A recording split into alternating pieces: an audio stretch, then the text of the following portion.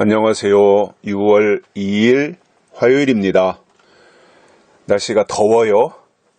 벌써 여름이 성큼 다가온 것 같습니다.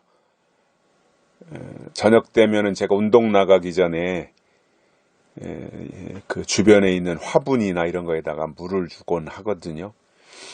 뭐 이런 거 저런 거 심어 놓은 게 있으니까.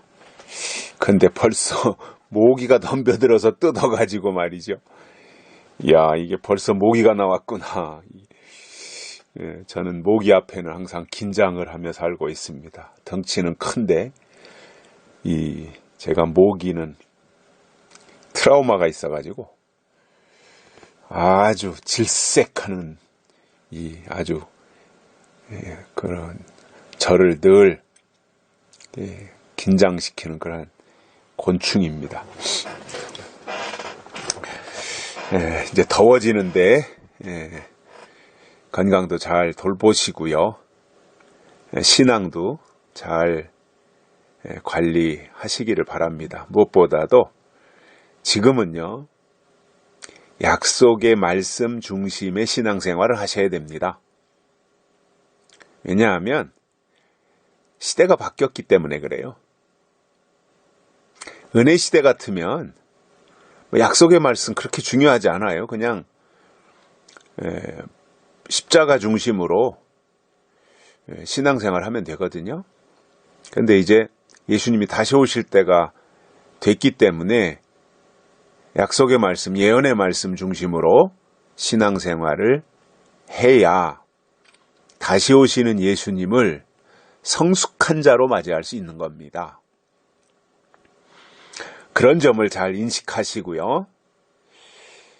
하나님 앞에서 이렇게 합당하게 때에 맞게 신앙생활을 하셔야지, 때를 모르고 그냥 지금까지 해오던 방식으로 하다 보면 예수님 초림하셨을 때 유대인들이나 바리새인들처럼 될 수밖에 없어요. 그 사람들의 잘못이라면 과거에 매달려서 현재를 보지 못하고 미래를 예측하지 못했다는 거예요.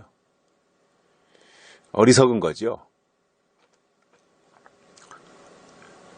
그래서 우리는 모든 신앙의 비중이 다시 오시는 예수 그리스도에게로 집중해야 되고, 그래서 그 예수님에 대해서 구체적으로 알고 깨닫기 위해서 성경을 통해서 읽고 듣고 깨달음을 통해서 더욱더 하나님의 약속 가운데로 접근해가는 복스러운 신앙생활을 유지할 때라는 겁니다. 기억하시고요. 오늘 말씀은 출애굽기 15장 26절입니다. 이르시되 너희가 너희 하나님 나 여호와의 말을 들어 순종하고 내가 보기에 의를 행하며 내 계명에 귀를 기울이며 내 모든 규례를 지키면 내가 애굽 사람에게 내린 모든 질병 중 하나도 너희에게 내리지 아니하리니 나는 너희를 치료하는 여호와임이라. 아멘. 하나님께서 모세를 통해서 이스라엘 백성들을 이제 그 구출해내는 이 일들을 진행을 하시면서 요구하신 게 있죠. 하나님의 요구. 우리가 신앙생활 하면서 그냥 내 맘대로 하는 게 아니라 신앙생활을 잘 하려면 하나님의 요구가 뭔지를 알면 신앙생활 잘하는 거예요. 요구를 알아야죠. 요구. 뭘 요구하시느냐. 학교 다니면서도 그렇잖아요. 공부 잘하는 비결은 선생님의 요구가 뭔지, 중요하다고 강조하는 부분이 있을 거 아니에요. 그거 반드시 시험 나오잖아요. 선생님의 어떠한 가르침, 또 강조하는 부분, 그 다음에 요구, 뭐 이런 것들을 알면 되잖아요. 우리가 신앙생활 잘하는 비결은 그거예요. 하나님의 요구가 뭐냐? 지금 이 시점에서 2020년도를 살아가고 있는 이 시점에서 하나님이 우리에게 뭘 요구하고 계시느냐? 이걸 알면 되거든요. 어떻게 알아요? 그것은 뭐 기도하다가 계시받는 게 아니잖아요. 잠자다 꿈을 통해서 무슨 이상한 꿈 꿨다고 그래서 그렇게 그쪽으로 가는 게 아니잖아요. 정확하게 하나님의 요구를 알 수 있는 길은 딱 한 가지예요. 기록된 성경을 통해서 알 수 있어요. 자, 하나님이 모세를 통해서 이스라엘 백성들에게 말씀하신 게 그거예요. 하나님 여호와의 말을 듣고 순종하고 내가 보기에 의를 행하며 내 계명에 귀를 기울이며 내 모든 규례를 지키면, 이렇게 뭐 몇 가지로 이런저런 그 요구를 하나님이 하셨지만 결국은 하나님의 말씀 듣고 하라 그거잖아요. 사례를 이런저런 것은 뭐 5가지인가 이렇게 해놨지만 뭐 순종해야 되고 뭐 의를 행해야 되고 계명에 귀를 기울여야 되고 뭐 이렇게 했지만 결국은 하나님의 마음에 합하게 하라 그거거든요. 그래서 이제 이스라엘 백성들이 출애굽 애굽에서 탈출하고 홍해를 건너고 뭐 광야로 나오고 광야 40년 길을 걸어가고 이제 결국은 그 모든 과정이 뭐냐면 하나님의 훈련이거든요. 광야에서의 훈련. 그래서 애굽에서의 모든 습성을 다 벗어버리고 광야에서 새로 지으심을 받아가지고 가나안 땅이라고 하는 젖과 꿀이 흐르는 하나님이 지시하시는 곳으로 가기를 하나님이 원하고 계신 거지요. 그렇게 되기 위해서 뭐 순종도 해야 되고 뭐 의를 행해야 되고 계명도 지켜야 되고 뭐 규례를 지켜야 되고 뭐 이러한 그 이제 요구 사항들을 하나님이 제시하신 거예요. 그래서 지금 이 시점에서 하나님이 우리에게 요구하시는 것이 뭐냐? 요구 사항을 하나님은 반드시 뭐 하나님이 생각 속으로 이렇게 쟤들 이렇게 해줬으면 좋겠다고 생각 속으로 가지고 계시면 그걸 사람이 어떻게 알 수 있어요? 하나님의 마음 속에 아이고 이렇게 해야 되는데 이걸 이렇게 마음 속에 품고 있다면 우리가 그걸 어떻게 알 수 있어요? 그러니까 하나님이 그렇게 가지고 계신 그러한 마음이나 생각들을 말을 통해서 설명해 주시는 거거든요. 그러니까 그걸 잘 들으면 알 수 있잖아요.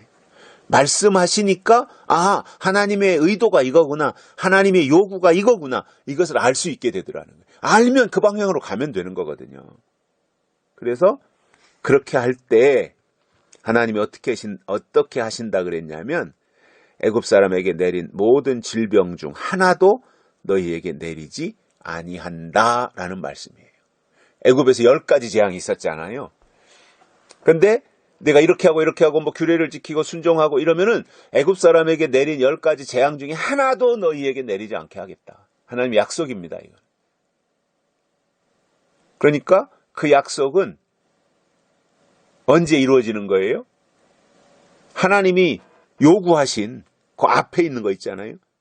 너희가 내 말을 들어 순종하고 내가 보기에 의를 행하고 내 계명에 귀를 기울이고 내 모든 규례를 지키면 애굽 사람에게 내렸던 이 10가지 재앙 중에 하나도 너희에게 내리지 않겠다고 했으니까 우리가 재앙을 받지 않으려면 어떻게 하라는 거예요? 그 앞에서 말한 그런 조건들을 충족시키면 그 뒤에서 재앙이 없다라는 거예요. 굉장히 하나님이 조건적이시죠. 그죠?